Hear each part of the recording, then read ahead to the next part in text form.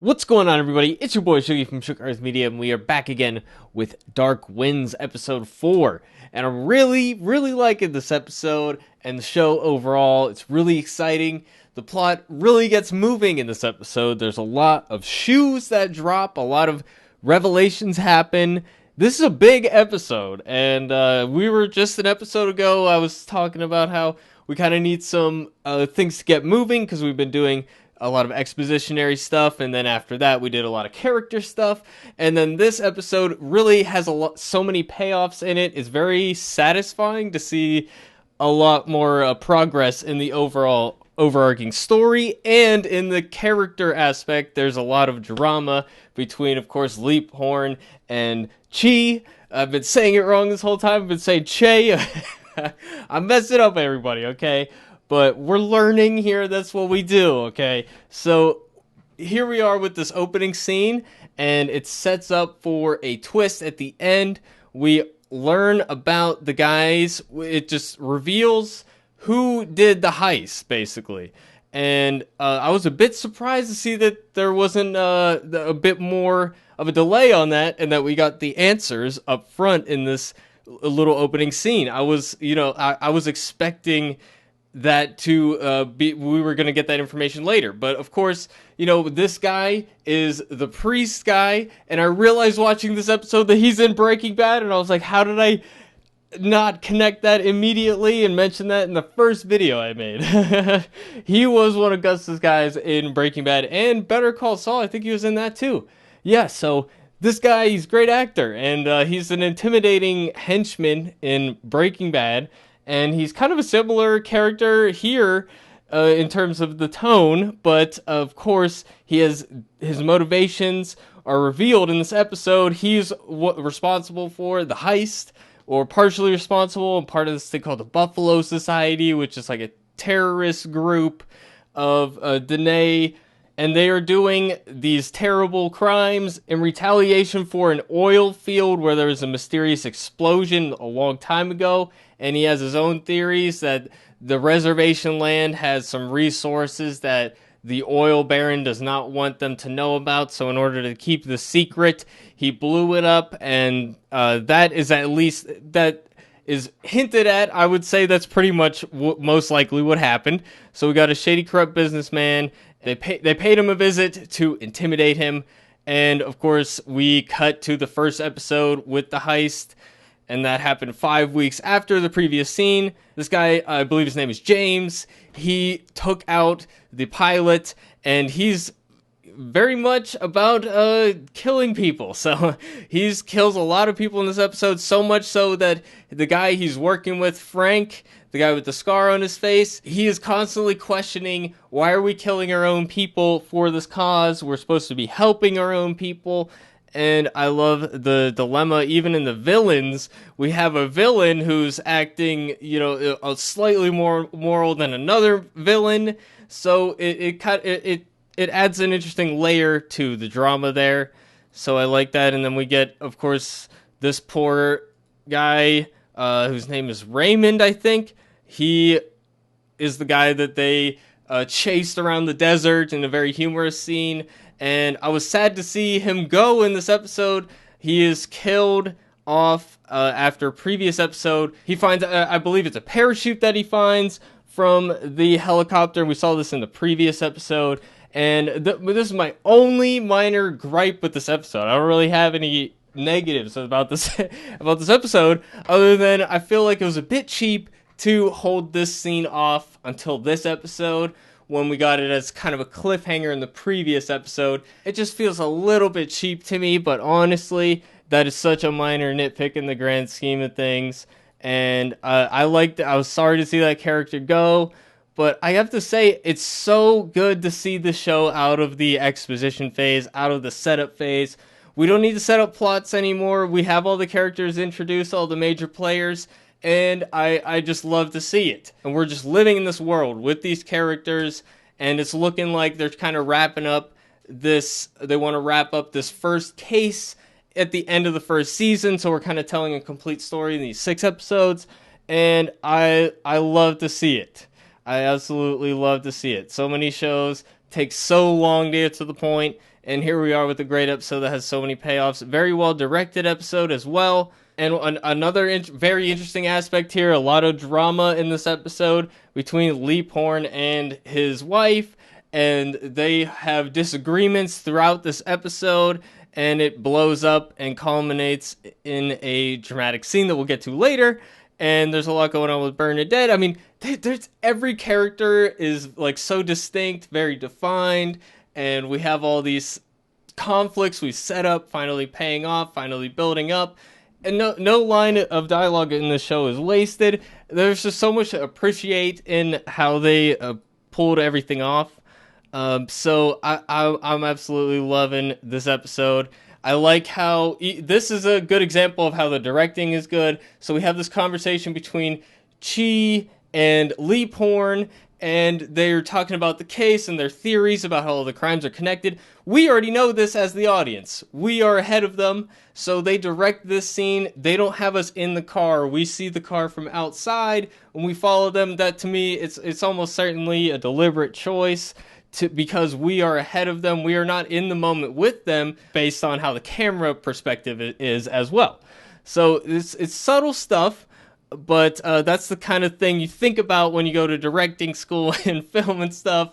So this follows up on the cliffhanger of last episode where it seemed like there's some kind of new supernatural curse, but maybe I'm wrong about that. Maybe I'm wrong about that, and it's just a coincidence.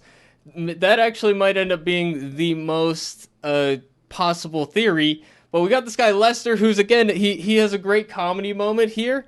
And I like how they're defining this character as well, because all of these little characters along the way, it would be so much easier for them not to be as interesting as they are. So they really do a good job with a great cast. They very distinct directing choices as well. And he walks in, and this guy instantly bursts out crying. It's a comedic moment. He reveals that the woman we saw get bit, the painting lady, she is in a coma because of the Black Widow bite that we saw happen last week. And I just think that's such a great way to reveal that information, use it for comedic relief as well. So very just smart writing. And I like this scene here, and this is a setup scene as well. We got Leaphorn's wife, and we got Bernadette, and they're talking about Chee and how he asked Bernadette about her clan, and she's happy about it, and then she says, "Don't tell Joe." So there's a good sense of humor in the show as well, and I just really like being with these characters. And here we are out at the fake priest's house, and we get a very intimidating showdown. And I really like the conversation here and how there's a lot of subtext, how, of course, Leaphorn is starting to figure things out. And we also see the other shoe in this episode is that Chee's secret about how he's going to betray Leaphorn in the investigation in favor of the FBI. All of that pays off in this episode as well, and we see it in this scene even because Chee is, of course, a step ahead because he already knows about the Buffalo Society. We find out in this episode. He knows about all these people, so he's a step ahead of the game, and we see that revealed here, and it's just amazing S-class acting from a television standpoint. Really, a lot of subtlety here, and it's just an amazing cast, and I need to keep moving on because I'm just going to say how much I like it. I like it. But yeah, and then this girl here, she's connected to the Buffalo Society, and the woman, or the man who hurt her is the guy Frank, the guy with the scar. So they still got the Mormon family kidnapped, and who knows what their plan is with that, but they have a whole revolution they're trying to start, so something nefarious is going to happen, something horrific, I'm sure, but it is enough to turn their accomplice, the guy who pretended to be a cop/security guard during the heist, he turns against them in this episode, which is another payoff to something I didn't see coming, but now it's set up and it just makes sense, so that's an interesting element as well. And here we get a lot of we get more revelations in this episode, where we got Leaphorn's kind of backstory of where he grew up. He went to a school that was supposed to be focused on assimilation, and they took away his clothes and cut his hair, trying to assimilate him and remove his culture, basically. But he said that it never killed his spirit, and that his spirit only died later, of course, hinting at the son that he lost. So this scene, it's not subtle, but it's strong. It's really good, and it's again the building up the friendship that's brewing between Chee and Leaphorn, and then of course that's gonna blow up in their face, right? But I like that we didn't stall with that. Like we set all that up, and it happens in this episode. So maybe it's just a byproduct of only having 6 episodes in the season. But I like the pacing here. It ended up being perfect. And, I was worried last week it might be a little slow, but that it just didn't end up happening like that.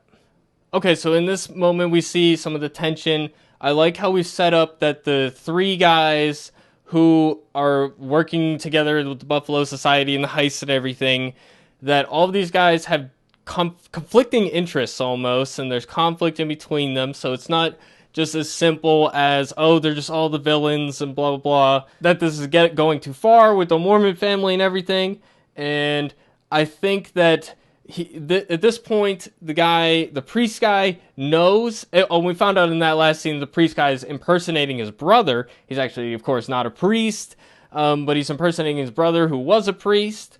But that's a sidebar. I don't know that we necessarily needed the twin angle, but it was nice to have a little twist reveal in there. So I like that overall. So James, I think, knows that this guy with the mustache is not on their side at this point, or he suspects that. But he sets up some kind of scheme that he needs to be involved in. He says that they might be pulling up in a squad car. So that doesn't quite happen in this episode, but that's setting up for next week. But again, I'm liking this episode, not too much on the setting up and all just on the execution. So I really like the pacing there. Here we get another great moment that just adds to the friendship brewing and, of course, making the betrayal even more devastating. So they really did everything they could to set it up and execute it in this episode. And I just love how he's starting to trust them a bit more. He lets Chee drive and invites him over to dinner and all of that, and it goes disastrously wrong. And here we get the betrayal, the moment that it happens. This is when Chee meets with his FBI handler and says that they found the Buffalo Society, they're all involved and suspect, and their theory was correct all along, and he wants to intercede and stop the murder investigation so that they can get this bank heist going. Also, Chee can get a special position in Washington, D.C., which I would speculate does not even exist. I think he is going to get a rude awakening when this FBI guy does not hold up his end of the bargain, which I think is almost inevitable. I'm saying that's going to happen before the end of the season. I almost guarantee it. So Chee, I think, is going to have to go back to the Navajo Patrol at some point. I mean, he's got to stay in the series, right? So that's the whole point of the show, is Leaphorn and Chee. That is the series that this is based on. So I don't think that we're going to be able to get rid of them. I think that this is a temporary state of affairs, but I'm loving the conflict and all of that. And here we have our man from Breaking Bad stealing a horse. And it is Bernadette's horse, which leads to Bernadette finding out some information later. There's a lot happening in this episode. A lot happening. And I absolutely love it. Okay? So this is the Disastrous dinner scene. And I just wanted to go on a sidebar here that I read a book a long time ago about various tropes and stories in literature. And one of the chapters was focused on scenes where characters are eating meals, and they are rarely included in films or television because usually when you want to portray life, you cut out the boring bits. And eating food usually is not that important to the plot, right? So the only reason you have a scene like this in a television show or a movie most of the time is if it ends in conflict. And of course, that is what happens here. It goes disastrously wrong. And pretty much anytime you see a dinner scene in any type of movie or book or novel or anything, just keep it in the back of your mind to analyze it and look at where we were before and where we were after and what exactly happens, because almost every time it is just ends in conflict and a lot of things are revealed. It's true of almost every dinner scene that you see. So definitely let me know what you guys think about that, but I just think it's interesting. The only exceptions you can really think of is if there's just a brief scene of them getting ready in the morning or something like that. And then in this moment, we're setting up the conflict to come between the spouses, the Leaphorns. There's 2 RC Colas in the fridge, and Mrs. Leaphorn drinks one of them, leaving nothing for our Lieutenant Leaphorn. I was saying Sheriff before, but I know he's Lieutenant now. I'm learning things. Lieutenant Leaphorn and Chee. See, I'm getting it right, guys. And I admit when I'm wrong about stuff, okay? So you can never say that I didn't. I love that subtle little cue where Mrs. Leaphorn drinks the soda just to represent that she's at this stage where she's not really thinking about what her husband might think. She's making decisions for herself, and that leads to conflict between them. And it's going to be interesting to see how that progresses as it goes forward, because they're still, of course, a loving couple. And, I like the complexity here, the subtlety here. It feels very authentic. And I love that Mrs. Leaphorn also reveals the truth about Bernadette in this scene. And it's got that nice laughter going on. And I like the big reveal. I find it kind of interesting that she betrays Bernadette's trust as well. So, but I just love that so many things get paid off in the scene, and it culminates in a moment that is very revealing, accidentally, and I really appreciate it. So, at this point, Mrs. Leaphorn brings up that the girl is going to stay, the pregnant girl is going to stay with them. She decided that despite the fact that her husband did not want to do that. And it looks like he doesn't want to do that more because of the tragedy with the son than any particular logistical reason. And I think he has how he's feeling is right and how she's feeling is understandable. I like how you can see both sides of this argument. But she brings it up here at this moment so that in a way like Leaphorn almost can't go against what she's saying. She's just saying this is how it is. So I'm going to be interested to see how that develops. And it culminates in this moment where Joe Leaphorn calls Chee Joe, of course referring to his son, who I'm assuming is Joe Jr. So that was kind of a tragic moment. And then we're back to developing more of the case, and Bernadette is looking for her horse. And that leads her to this kid who I didn't mention earlier, but I like seeing the kid. He's going around and trading with people. That's kind of like a cultural thing. I mean, that is a flea market thing in general, but it's kind of a cultural thing as well. So I like to see that and how he gets excited when he finds good trades. I like the scene too because this is Leaphorn telling Chee that he should tell Bernadette about the FBI thing, setting up yet another betrayal, which I like that it all culminates in one big climax. Everything comes together in this one moment. Bernadette's here following up on the helmet. She has an inkling that it came from this lake here, and she comes looking for Raymond. And of course, he's not with us anymore, but she finds shoes and the boat that he was in, so she's understanding that something happened. Some foul play went on. And she swims over to it. But this also means that she's in the area when we go back to the priest's house, the fake priest's house, James. And then we get a big shootout scene. And this is an exciting scene. I love the music in the scene. And I love how they have this guy hiding in the hill. He was covered under like fake foliage. So I really like this part right here. I think this is the guy. I'm not sure, 100% sure, but I think this is him. And I like the subtlety of, we have Chee walking right past them, and then we see him later coming out of the camouflage. I believe that was the spot. The guy covered himself in grass and had like kind of a ghillie suit thing going. And then we get this exciting shootout, the fake priest guy inside. And then we got the guy in the rocks that we didn't see. And Bernadette, of course, hears the gunshots and comes running. So everything sets up, and I love that we have a reason why Bernadette's in the area. So it's not annoying when the Deus Ex Machina happens, which is something that bothers me a lot, as you guys know if you watch my Fear the Walking Dead reviews. You guys know that. But I like that it's all set up, so there's nothing wrong that I could say. I will say the shootout, it's a little bit stormtrooper aim. There's a lot of, but of course, when you have shootouts in real life at this distance, you're bound to miss a lot of shots, but it does feel like, it's when nobody gets hit or anything, it's a little bit, it's kind of hard for me to get as into the scene, which, you might see in my Terror on the Prairie review. But I think this scene works. It works for me overall. I'm into it.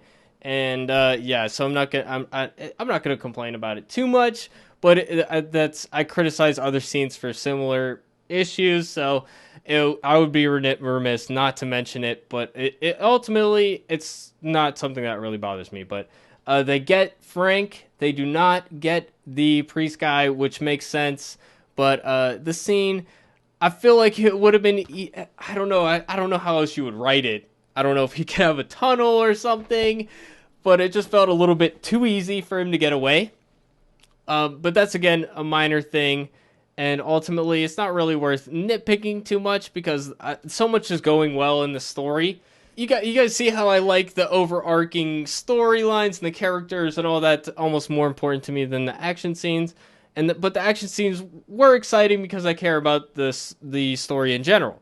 So I'm more willing to overlook certain things, So, and this guy is willing to sell out his cohorts for a deal with the oil guy. He wants money to reveal where the stolen money is, etc. So I like this twist ending.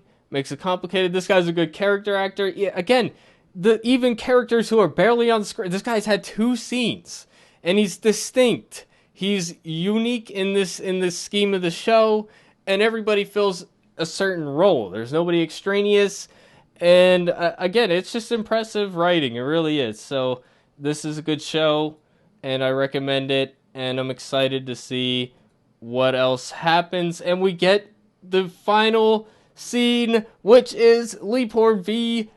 Chee, and Chee comes in his full FBI uniform. He's done being a trooper. He's done with the Navajo Patrol, and he left his gun and badge at the office already. He goads Leaphorn into a fight. Almost, I wonder if he's kind of using that to deflect guilt in a way, where Leaphorn told him earlier that people were concerned that he's too close to the case, given the girl who died was dating his son who passed away, and he digs at that, goads Leaphorn into punching him.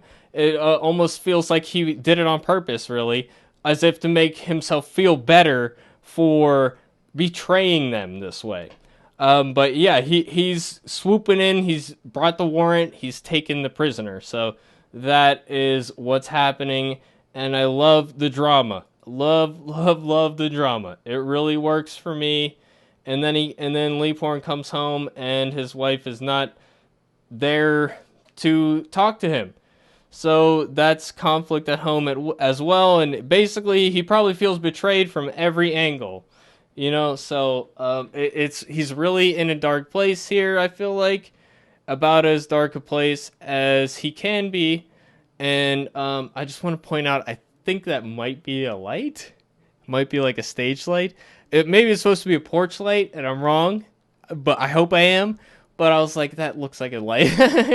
But I could be wrong about that. But anyways, that's a nitpick. It doesn't even matter if it is or not. I just wanted to point it out. I love the show, man, and I'm excited to see how the season ends. Let me know what you guys think about it in the comment section down below. If you like this show and you want to see more reviews of it, I think I will continue to cover it. It has been renewed for season 2, thankfully, so that's good news for us fans of the show. I can call myself that now. So we'll see how it pays off with the supernatural bit. I discussed how I'm apprehensive about that right now, but maybe it's all psychological. Maybe the bite is a coincidence, like I mentioned earlier, and I was overreacting a bit. But I'm excited to see how the story ends, and excited to see season 2 as well. So let me know what you guys think. I already said that, but smash like, smash subscribe if you want to see more reviews like this, and I hope to see you guys in the next video. Thanks for watching, everybody. It's been your boy Shoogie, and I'll see you guys in the next one. Thanks for watching, everyone.